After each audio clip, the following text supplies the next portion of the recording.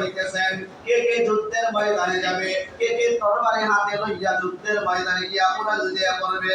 এমন সময় এক মহিলা একটা ছোট্ট কুলের বাচ্চা লইয়া কুলে কইরা নবীর সামনে আইসা হাজির হয়।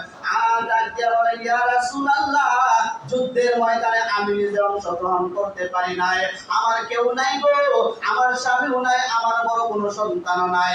ইয়া রাসূলুল্লাহ, এই ছোট্ট বাচ্চাটাকে আপনার কাছে দিয়ে দিলাম, আপনি এই সন্তানটাকে যুদ্ধের ময়দানে লইয়া যান। আল্লাহ নবী বিশ্বনবী রাহমাতুল লিল আলামিন বলেন, আমি এই যুদ্ধের ময়দানে এই ছোট্ট বাচ্চাকে লইয়া আমি কি করব? তার তো এখনো যুদ্ধের সময় হয় নাই, এই বাচ্চাকে নিয়ে আমি কি করব? আল্লাহ নবী কথা বলার পরে কইলা ডাক দিয়া বলে, ইয়া রাসূলুল্লাহ, ইয়া হাবিবাল্লাহ, আমার মনে বড় আশা, আপনি যখন যুদ্ধের ময়দানে যাবেন, কাফেরদের সামনে পড়ে যাবেন, কাফেররা আপনার দিকে লক্ষ্য করে যখন তীর মারবে, আমার এই কুলের বাচ্চাটাকে আপনি ঢাল হিসাবে সামনে ব্যবহার করবেন, আমার সন্তানের গায়ে ওই তীরগুলো আমার সন্তানের গায়ে লাগবে।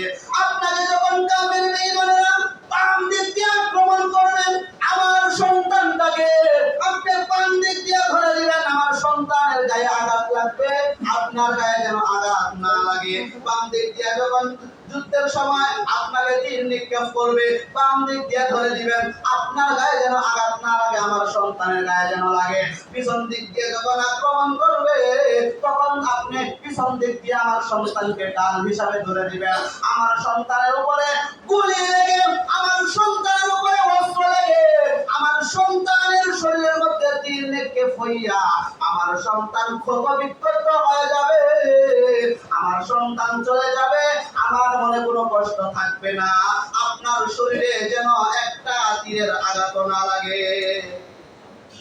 আমার সন্তানকে আপনার ঢাল হিসাবে ব্যবহার করুন, আপনার শরীরে যেন কোনো তীরের আঘাত না লাগে, আমার সন্তান চলে যাও, আমার সন্তান চলে যাও, কোনো অসুবিধা নাই, আপনার যেন কষ্ট না হয়।